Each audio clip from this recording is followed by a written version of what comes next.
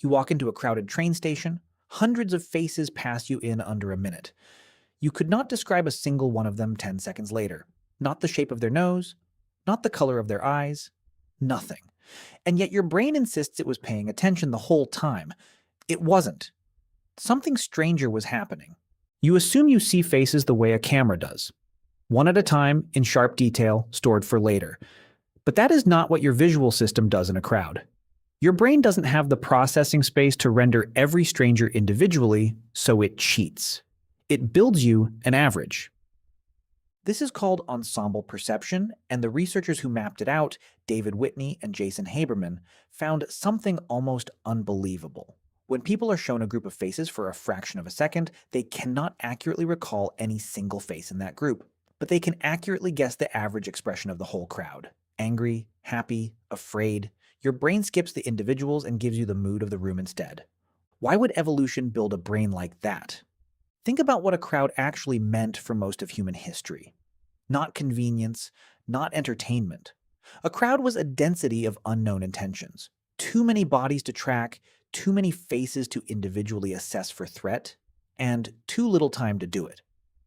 A brain that tried to carefully study every single face in a group of 40 strangers would freeze. It would run out of time before it finished the first face. So your ancestors' brains evolved a shortcut. Don't ask who is dangerous. Ask what is the danger level of the group as a whole. That shortcut still runs in you today. Right now. Every time you walk into a party, a subway car, a stadium.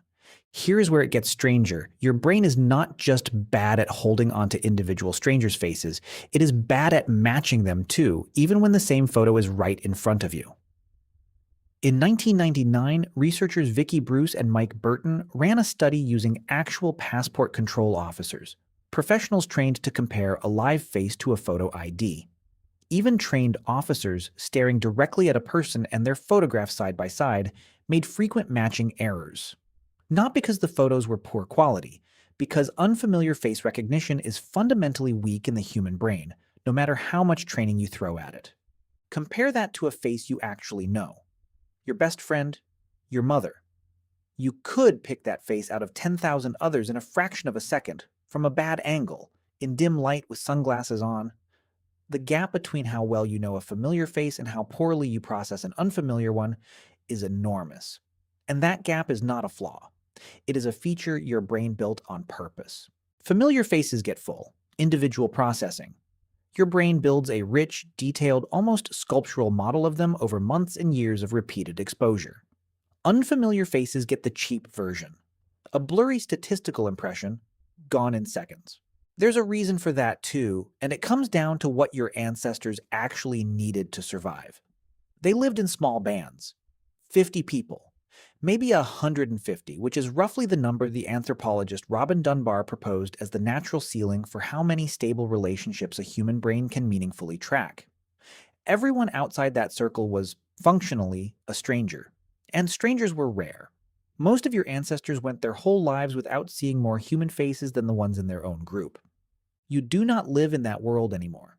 You commute past more unfamiliar faces before 9 a.m. than your ancestors saw in a year. Your brain was never built for that volume, so it does the only thing it can. It stops trying to store faces individually and starts averaging them into a crowd-shaped blur. Notice what that means about the person standing next to you on the train right now. Your brain isn't ignoring them because they're unimportant.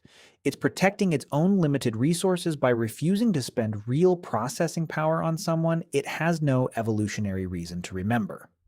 There's a flip side to this that should make you a little uneasy. If your brain compresses strangers into an average impression of the crowd's mood, then the mood of a crowd can shape how threatening you feel a completely neutral stranger to be. Haberman and Whitney's later work showed that ensemble perception isn't neutral bookkeeping. It leaks into judgment. A crowd that reads as tense makes each individual face within it feel more tense. Even faces that, shown alone, would look perfectly calm. You are not just averaging faces, you are letting the average infect how you see the individual. Which means the anxious feeling you get walking into a loud, chaotic room is not really about any one person in it. It's your brain reading the room's average temperature and quietly deciding you should be alert. Nobody in that room may be a threat, but your ancestor's brain doesn't wait for proof. It responds to the aggregate first and asks questions later, if it asks at all. Here's the part almost nobody notices about their own memory.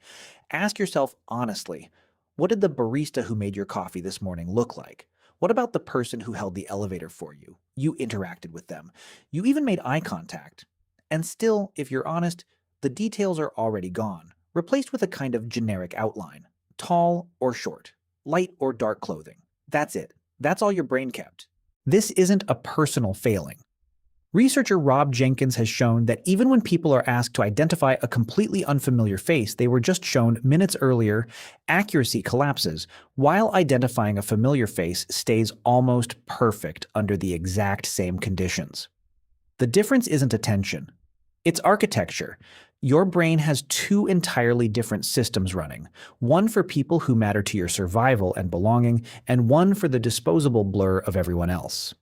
So the next time you walk through a crowd and feel a strange, low hum of unease you can't quite explain, that isn't randomness. That's ensemble perception doing its ancient job, reading the aggregate mood of dozens of strangers and translating it into a single feeling in your chest before a single one of those faces even registers as an individual to you.